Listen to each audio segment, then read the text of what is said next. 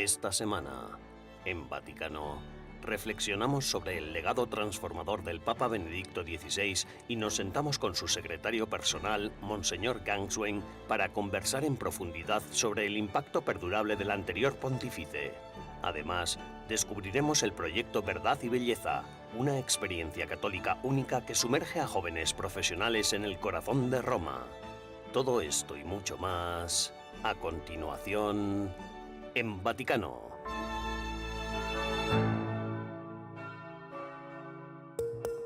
El Vaticano ha publicado el documento guía para la parte final del Sínodo sobre la sinodalidad. El Instrumentum Laboris pretende responder a la pregunta ¿cómo ser una iglesia sinodal en misión?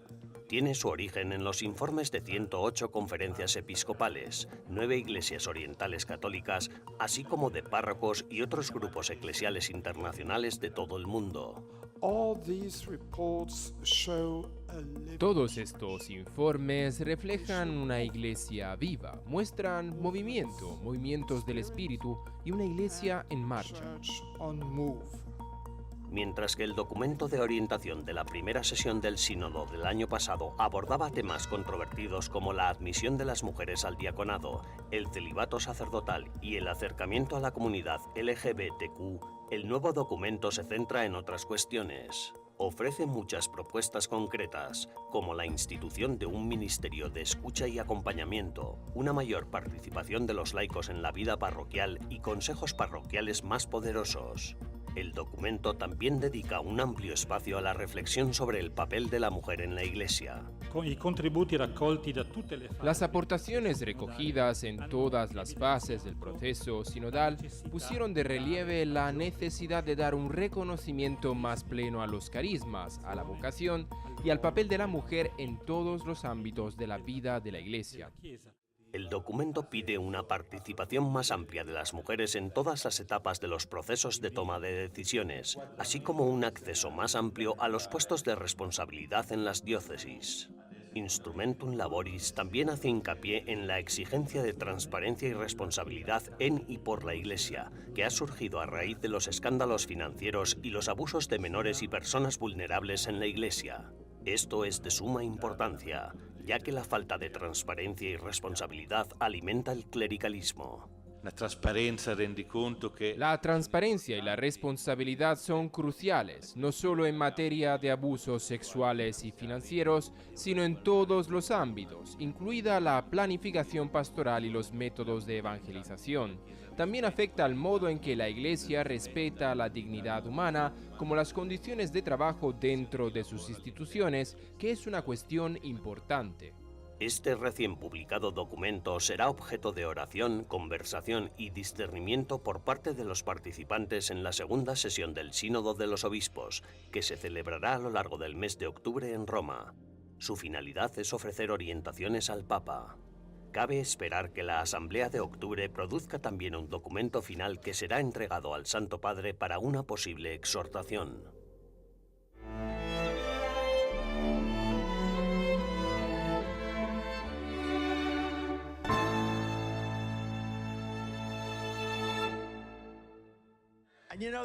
Durante un mitin electoral en Butler, Pensilvania, el candidato a la presidencia de Estados Unidos, Donald Trump, después de que intentaran asesinarlo, levantó el puño en señal de desafío, con la cara ensangrentada.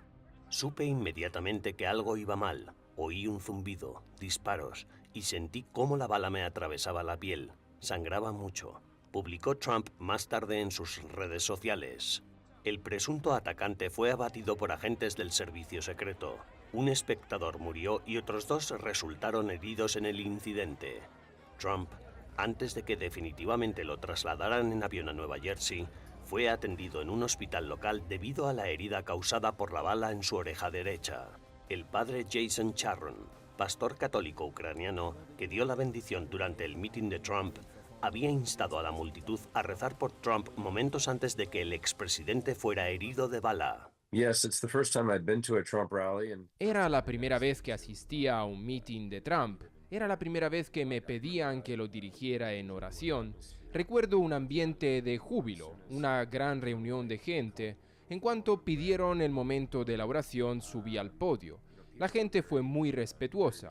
Mi oración iba dirigida a Dios Padre nuestro, que nos conceda su Espíritu Santo para que en esta crisis actual de nuestro tiempo, de nuestro mundo y de nuestra nación, percibamos gracias a ella la necesidad de enderezar nuestras relaciones con nuestras familias, pero en última instancia nuestras relaciones con Dios.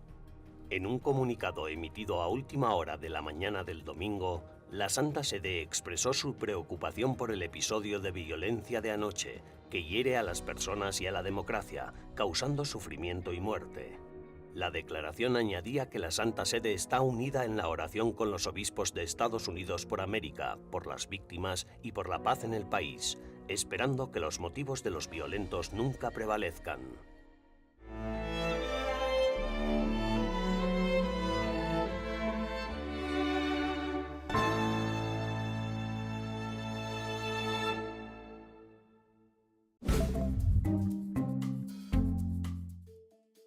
Hola y bienvenidos al Vaticano Updates de esta semana, las noticias más importantes del Santo Padre y del Vaticano.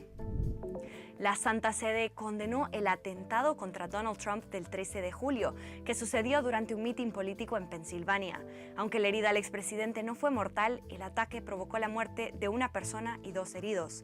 El portavoz del Vaticano, Matteo Bruni, declaró el 14 de julio que la Santa Sede está preocupada por la violencia que hiere a las personas y a la democracia, causando sufrimiento y muerte. Añadió que la Santa Sede se une a los obispos de Estados Unidos en la oración por América, las víctimas y la paz, con la esperanza de que la violencia no prevalezca. El Papa Francisco no comentó el suceso durante su Ángelus dominical. En una audiencia poco habitual en junio, mes en el que el Papa suspende sus audiencias públicas, el pontífice pidió a religiosos de diversas órdenes que recen por las vocaciones. El Santo Padre se reunió con miembros de 6 congregaciones religiosas que se encuentran en Roma para celebrar sus capítulos generales o provinciales. El Papa Francisco escribió el prefacio del libro Mujeres y Ministerios en la Iglesia Sinodal, de 3 teólogas y 2 cardenales que participaron de la reunión de febrero del Consejo C9. El libro aborda el clericalismo que afecta tanto a los ministros ordenados como a los laicos. El cardenal Mario Grech anunció que el Papa Francisco ha pedido al Dicasterio para la Doctrina de la Fe que estudie el papel de la mujer en la Iglesia, que involucra la concesión de un ministerio o la posibilidad del diaconado femenino, y que publique un documento sobre el tema. Más de 50.000 personas se reunirán en Indianápolis para asistir al Congreso Eucarístico Nacional, que marca el final de los 3 años de revitalización de la Iglesia Católica estadounidense, para recordar la presencia real de Jesús en la Eucaristía. Celebrado en el Lucas Oil Stadium y en el Centro de Convenciones de Indiana, es el primer congreso de este tipo desde la Segunda Guerra Mundial. Lanzado en 2022, el encuentro pretende renovar a la Iglesia fomentando una relación viva con Jesús en la Eucaristía.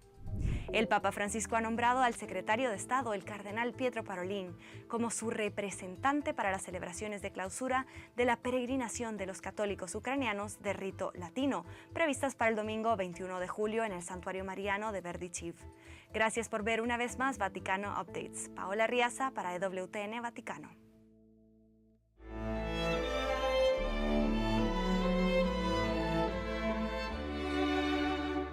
En unos momentos regresamos con una reflexión sobre el legado del Papa Benedicto XVI en Vaticano.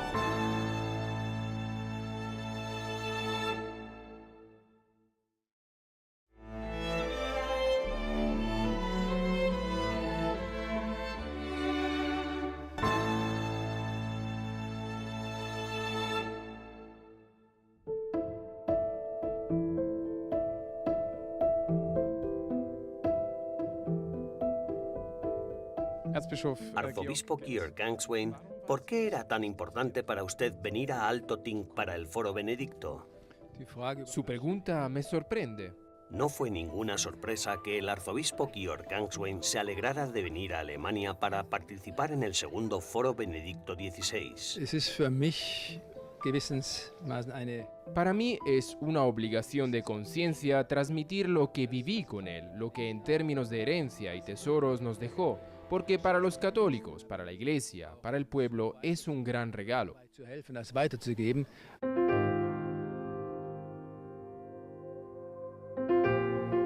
Ha pasado 1 año y medio desde la muerte del Papa Benedicto XVI.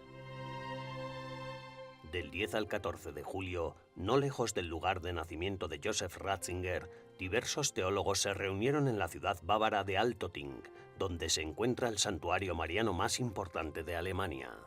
El motivo de esta conferencia que celebramos aquí en Altötting es recordar la gran herencia que nos ha legado el Papa Benedicto XVI. Escribió el bestseller Introducción al Cristianismo, al que nosotros hemos modificado un poco el título llamándolo Orientación hacia el Cristianismo. La gente necesita orientación hoy en día y eso es lo que intentamos ofrecer basándonos en los escritos de Joseph Ratzinger, Papa Benedicto XVI.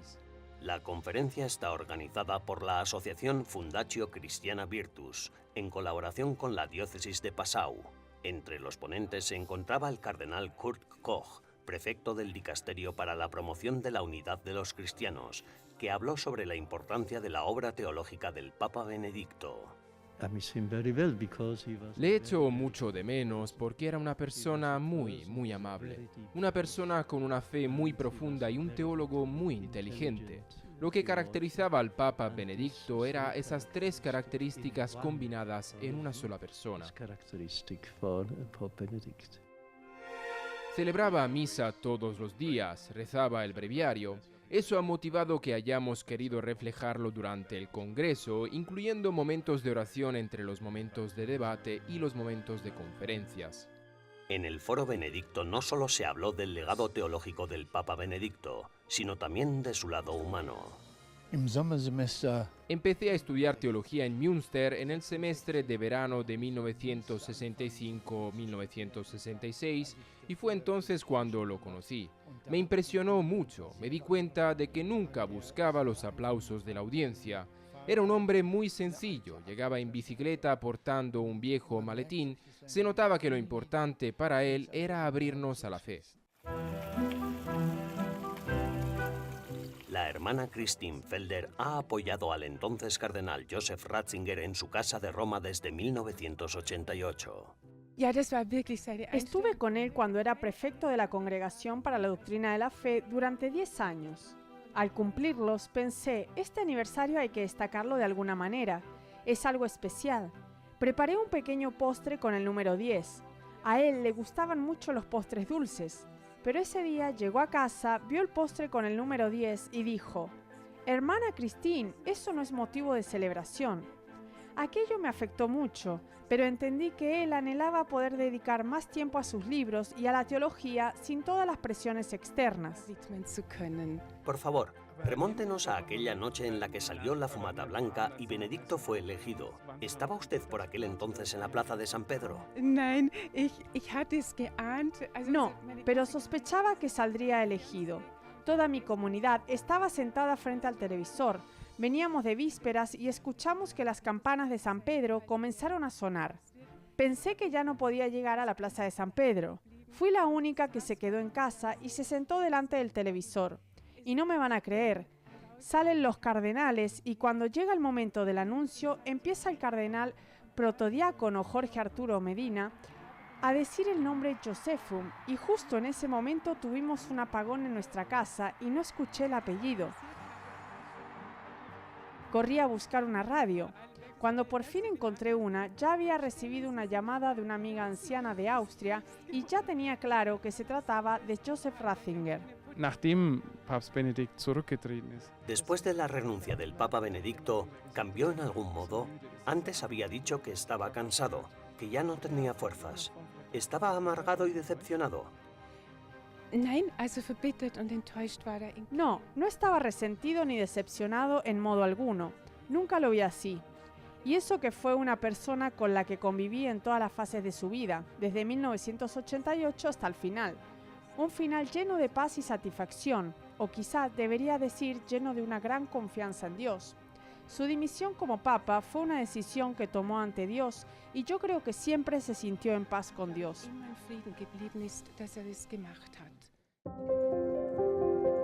Los organizadores y también los participantes en el Foro Benedicto están convencidos de que Benedicto XVI tiene aún hoy mucho que decir. Quedan varias de sus obras, seguramente serán releídas en los próximos años, y queda su gran testimonio, su vida, pues fue una persona que creyó profundamente en Dios y que trató de hacer la voluntad de Dios en todas y cada una de las diferentes circunstancias que sin buscar le fueron dadas. but that were given to him.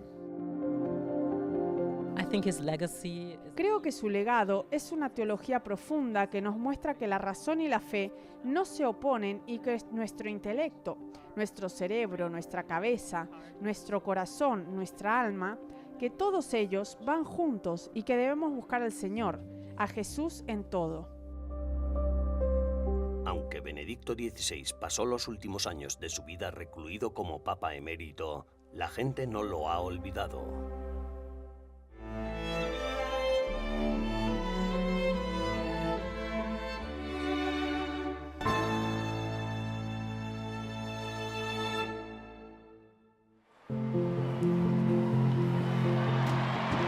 El arzobispo Georg Gangswein fue secretario privado del Papa Benedicto XVI durante 19 años. Casi nadie de Alemania estuvo tan cerca del Papa como él. En el foro Benedicto XVI, celebrado en Altötting, Baviera, Gangswein habló con Andreas Tonhauser, director de la oficina de EWTN Vaticano. Herr Erzbischof, Sie brauchen eigentlich gar keine Arzobispo Gangswein, usted no necesita presentación, porque es bien conocido. Ha acompañado al Papa alemán durante mucho tiempo, pero sobre todo ha estado siempre a su lado. En estos casi 20 años que lo ha apoyado, ¿cuáles han sido para usted los momentos clave? Welches waren die Schlüsselmomente für Sie? Die Schlüsselmomente sind.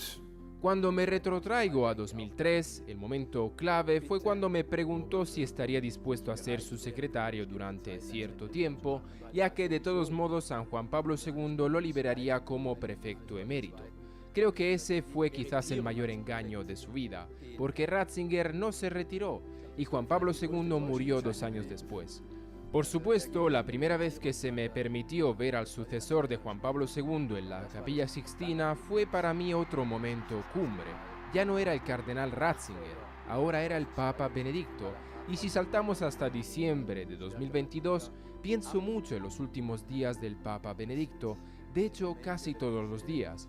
Son momentos o recuerdos que vienen, volens, nolens, es algo que me llena, pero por supuesto entre medias pasaron otras muchas cosas. Después de todo, era un hombre de fe. ¿Puede decirnos algo más sobre cómo vivió su fe? Es ist ganz einfach. Also hat so geschrieben. Es muy sencillo. Escribía, predicaba y hablaba del mismo modo que vivía su fe. Sencillo, claro, convincente. No solo era un gran hombre de letras, sino también un fiel hijo de la Iglesia por la forma en que vivía su vida espiritual. El ejemplo sencillo: Santa Misa, Rosario, Breviario, Adoración, Acción de Gracias después de la Misa, lectura espiritual, nada fuera de lo común. Esa era su rutina, independientemente de si afuera estuviera nevando, si por dentro la cosa se complicara, tan sencillo como seguir esa rutina que lo formó a él y a los demás. Así era como creaba el ambiente adecuado. Atmosphärisch gewirkt. Als Österreicher bin ich ja auch. Como austriaco, también conozco los prejuicios contra nuestros vecinos alemanes. A algunas personas mezquinas les gustaba utilizar analogías militares para describir al Papa Benedicto, pero usted dice que no era duro en absoluto, sino muy amable. Wer Papst Benedikt. Cualquiera que haya conocido al Papa Benedicto, aunque sea un poco, debe decirlo. La imagen que se ha vendido del cardenal Panzer o del Rottweiler de Dios es una de las peores distorsiones que se convirtió, como se dice en periodismo, en una narrativa que desgraciadamente ha dejado huella. Bastaba con mirarle a los ojos para darse cuenta de que allí había mucha indulgencia. Hoy esas imágenes tienen más impacto que las palabras, imágenes que perduraron hasta el final de su vida. Einfach das bis zum Schluss des Lebens angehalten. Wie haben Sie ihn in den letzten ¿Cómo fue la experiencia a lo largo de los últimos años del pontífice, en las últimas semanas de su vida? ¿Tenía miedo a la muerte? Angst vor dem Tod habe ich nie festgestellt. Nunca percibí que la tuviera, tal vez preocupación, pero en realidad en su alma, en su corazón, estuvo alegre hasta el final. Lo más difícil para él fue tener que aceptar que al final ya casi no podía hablar de forma inteligible, que su lengua le fallaba. Una vez dijo muy despreocupadamente: creo que el buen Dios me ha quitado la lengua porque he hablado demasiado en mi vida y ahora tengo que aprender a callar. Aunque el Papa Benedicto XVI cayó para siempre el 31 de diciembre de 2022 y regresó a casa de su padre, los antiguos compañeros como el arzobispo Gangswein no serán los únicos que seguirán guardando un gran recuerdo del Papa alemán.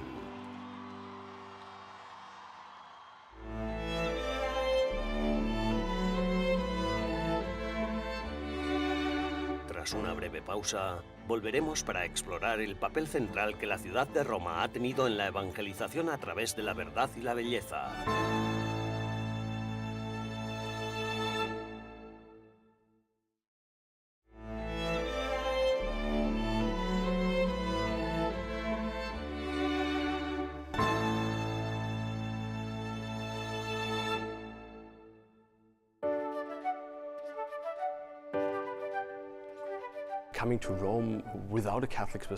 Venir a Roma sin una perspectiva católica significa perderse su auténtico significado. Estamos en el corazón de Europa, esencialmente en el corazón de la Europa cristiana.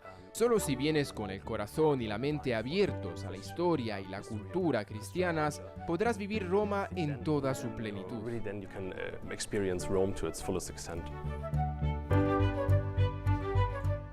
Roma ocupa un lugar central en la iluminación de los principios católicos de la verdad y la belleza, sirviendo como epicentro histórico y espiritual de la fe. La ciudad guía a todos los que la visitan hacia la verdad y la belleza últimas, como mejor expresa el salmista en el Salmo 27:4. Todo lo que pido y busco es habitar en la casa del Señor y contemplar su belleza por los siglos de los siglos. Grupos de peregrinos, turistas y estudiantes acuden a la ciudad eterna durante todo el año para visitar sus iglesias y monumentos históricos y experimentar la increíble belleza de Roma. Con más de 900 iglesias, la belleza y la estructura de la ciudad son inseparables de la fe que yace en su corazón. Uno de estos grupos de peregrinos que visitan Roma son los participantes en el proyecto Verdad y Belleza, un grupo de jóvenes profesionales católicos que participan en una inmersión de una semana de duración en la ciudad. El proyecto Verdad y Belleza fue fundado por John y Ashley Noronha hace 7 años. La idea detrás del proyecto Verdad y Belleza surgió al darnos cuenta de que no existía ningún programa integral en el que uno pudiera comprender realmente su identidad cristiana desde los diferentes aspectos existentes, de reunir los diferentes campos del conocimiento, y no solo el conocimiento, sino también de la vida práctica, para saber cómo vivirla en un mundo que está presentando la felicidad y la belleza bajo una luz muy diferente de lo que es la verdadera historia cristiana. Yo llamaría al proyecto Verdad y Belleza una escuela de vida cristiana porque consiste en vivir una experiencia de una semana en Roma que realmente responde a las preguntas que creo que resuenan en todos nuestros corazones humanos. ¿Por qué estoy aquí? ¿Cuál es el sentido de la vida? ¿A qué me llama Dios? El rico tapiz de arquitectura antigua, arte y patrimonio cultural de la ciudad revela el legado histórico de la iglesia. Si paseas por Roma, ves la continuidad entre los tiempos antiguos, los precristianos, para luego caminar unas calles más adelante y ver también lugares que eran templos paganos o zonas paganas de la ciudad, como el Panteón, que luego se cristianizaron y ahora son hermosas iglesias. La grandeza de la Basílica de San Pedro, con su cúpula diseñada por Miguel Ángel, es un testimonio de la búsqueda de la verdad a través de la belleza. Cada detalle, desde los intricados mosaicos hasta las estatuas que adornan la basílica, refleja un profundo mensaje teológico, encarnando la creencia de que la belleza es un camino para experimentar lo divino y comprender verdades más profundas sobre la creación de Dios. Y estos edificios ofrecen el santuario y la paz del silencio para contemplar lo divino, algo que en las grandes ciudades de hoy en día parece cada vez más complicado. Ser capaz de alejarte y adentrarte en estos espacios que son mucho más antiguos que tú y mucho más grandiosos que tú, te ayuda a recordar que formas parte de una historia más grande y de algo mucho más grandioso que tu propia vida particular. A través del arte, la Iglesia ha comunicado conceptos teológicos complejos de una manera accesible y profundamente conmovedora. Esto concuerda con la idea católica de que la belleza puede conducir al alma humana hacia la verdad, ya que el arte trasciende las palabras y evoca una respuesta emocional y espiritual directa. Si estamos hechos a imagen y semejanza de Dios, ¿qué significa eso realmente y qué hace Roma para contarlo e invitarnos a comprender esta historia? ¿Qué significa para nosotros esa identidad y cómo la vivimos como cristianos? Cada experiencia nos brinda la oportunidad de retroceder en el tiempo, de volver a la historia para formar parte de la continuidad de 1900 años de peregrinación y ser transformados. Peregrinos de todo el mundo, atraídos por el deseo de conectar con las raíces de su fe y ser testigos de primera mano de la sublime belleza que se ha cultivado a lo largo de los siglos, acuden en masa a la ciudad eterna. Roma se erige en el faro de la convicción católica de que la belleza no es meramente estética, sino que está íntegramente ligada a la búsqueda de la verdad, ofreciendo un profundo encuentro con lo divino a través del esplendor de sus espacios sagrados.